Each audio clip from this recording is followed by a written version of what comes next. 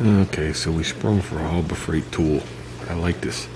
Before each use, inspect the general condition of the tool. Check for loose hardware, misalignment and binding of moving parts, damaged cord or electrical wiring, cracked or broken parts, and if any other condition, safe operation. I'm just wondering, is that a checklist? Or not to use it when all those things are wrong? And then I went to the diagnostic trouble tree. Always got to read that. Tool will not start. Cord is not connected. Check that the cord is plugged in. If you went to use this tool and wasn't sure if the cord was plugged in, and you went through the effort of getting this book, no need to say no more. Okay guys, we're out here in the garage. I moved some of the stuff from back there to up here. Some of the stuff is disappearing. The bike's disappearing, this rack's disappearing, those crates are disappearing, that's disappearing, this is staying. But still, what do we got? We're gonna start wet sanding. So we got our sandpaper. We're not using any of this sandpaper. There's a small wet block and some tops. But we from 1800 to 2000. Okay, then when you get down to here, I got a 3000, 5000, and I think a 3000 for the DA. So, like I said, we're 800, 1000, 1200, 1500, 2000, so I could have a variety of what I think I'm going to need for any of the areas where there's like a little run or a sag, or if I have to get a little more aggressive or a little less, whatever it is. But we're basically going to start off with, I'm going to see how 1500 cuts it. Oh, we also got a bucket straight from Harbor Freight. We have some water with a dotted dishwashing detergent, same in here. We got a soft block, we got a sponge. We are going to have the door blocks. And we are going to start on this quarter, which we are going to clean before we start. Okay. Unfortunately, we're wedged in here on this quarter with the toolbox. I'm probably going to roll this thing down to over here so I could sit here. Yes, I am going to roll it down. We're going to work on this quarter panel. Now, this quarter panel has 6 coats of clear on it, so we should be good. This was a re-clear when we did the roof. Okay, and it was flat. I think I 600 or 800 it. I think it was 800 before I did the re-clear. So we have plenty of material here because there's a lot of curves and a lot of whatever's on this. So the rest of the car has 3 good coats. The roof, part of the roof has 3 coats. Part of the roof has 6 coats. It doesn't really matter. Am I looking to get rid of this line? No, I can care less if the line's there or not. Most of the line is behind this rib anyway, so it's just here to here, a little running down, okay, and then where it comes out of the front, which is here to here. So the line does not bother me, and then obviously the line right here. These lines are almost like non-existent, so we're fine. And same across the back. You know what I mean? In reality, it's going to be like this much of it, and then a little on the bottom. So, with that said, I'm going to move the toolbox over. I'm going to turn on, I got more lighting to put on, and we're going to get this blocked. I have the 3M Perfected coming. The 3 different things, the compounds, the polish, and the glaze. They're coming along with the pads that go with it. We're going to be using that Harbor Freight polisher over there. I actually have one of those at work. The polish headlights seems to work well. I hate the delayed start, but we're good. And that's it for now. So we're not going to see the glaze and stuff like that for 2 days. So with that, I want to get working on this quarter panel. I gotta go outside and get the door blocks. Okay, we got this one, little fluorescent, and some fluorescent up there shining down on this one. I sit down, I won't be casting the shadow. Like that. Okay, you can see the peel and a couple of speckles. We're going to work on getting this out. We are going to mask up to all the body lines. Remember, this car gets molding here. doesn't really get any other molding. Gets an emblem here, and this molding goes flush. But we're gonna mask just below it. Okay, there's gonna be a fine line between how far we're gonna go. Now, what do I got? I got my little tray going, masking tape, got some paper towels, I got some gloves because you don't want to get the shit into your paws.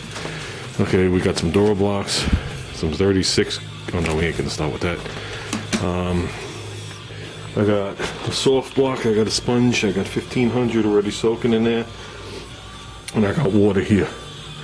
And that's what we're gonna start with. We're gonna take a deep breath and just go for it. Okay, now remember, this car's been blocked.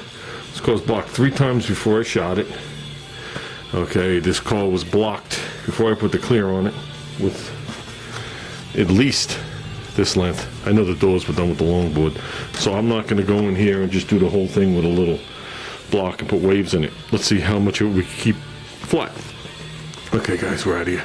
Okay guys, we're getting there. It's gonna take me a while before I get comfortable doing this. But you can see the peel.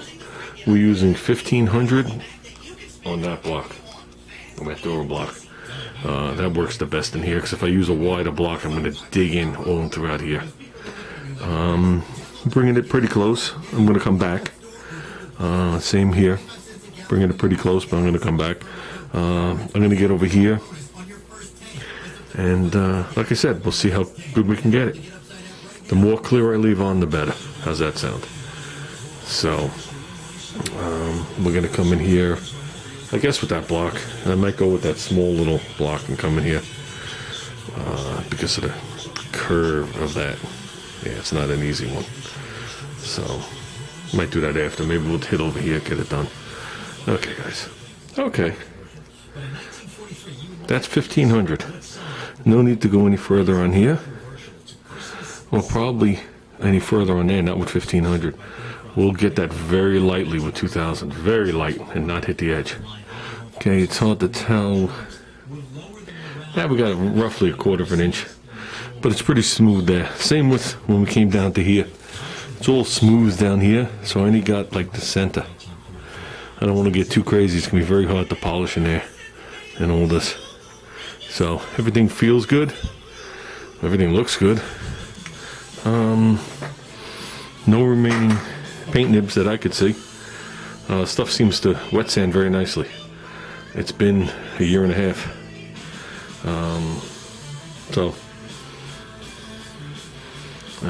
With that said, let's move up to the top. To the tippy tip top.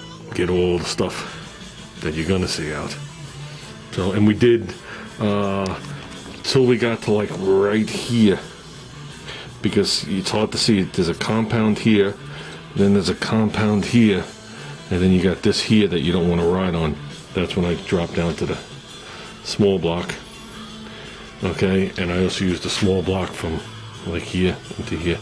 Everything else was done with the, I don't know, it's a 12-inch block. So, trying to keep the car as straight as possible. You gotta understand, a car like this is gonna get criticized. Usually someone gets a little wacky with the paint colors like this. It's just a like cheap shit paint job. So we want it to look nice. So, okay, let's keep going.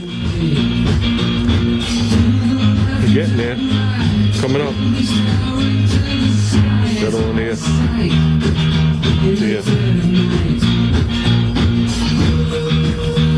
Very odd for them to play this song on the station. That's mostly done. This quarter panel. The roof, I did up here. I don't want to spend too much time up there. I need the car lowered down to really be able to do it. The car's sitting up on its dollies. I didn't do back here yet. And back here, I want to concentrate a little bit more. I want to move the light. I definitely don't want to destroy the car, burn through it. But yeah, pretty uneventful. You got to remember the red was the problem side. I had the drying issues, so that's why I started the red first. So far what I see here, unless something goes haywire, cutting and buffing this thing, this should be okay. So I guess then we'll move on to the door. So I should have this stuff in a day or two. I don't want to get too far ahead of myself. And we got to mask up the car too, all the windows and the back window and all the stuff. You don't want to fill the car up with compound. So, yeah, I'm wondering why it's so hot. It's freaking light. It's right behind my head when I'm standing there. So, I went as far down as to where it goes under the car. I didn't call the rest of that good. It's smooth under there. I think it'll be smooth enough. Last thing we'll do is go under the car and start wheeling it. So, okay guys. Like I said, we'll go back over this before we hit it with the 2000. Make sure I got as much peel as I can off. You know, it's always tricky around these edges. That's why the better you could spray these edges, the better the paint job comes out. That's why most cars, when you walk up to them, it's like rough here and the car looks mint, because they don't want to even gamble to play around up here. So, and they're professionals. Okay guys, with that, we're out of here. At least we're moving forward.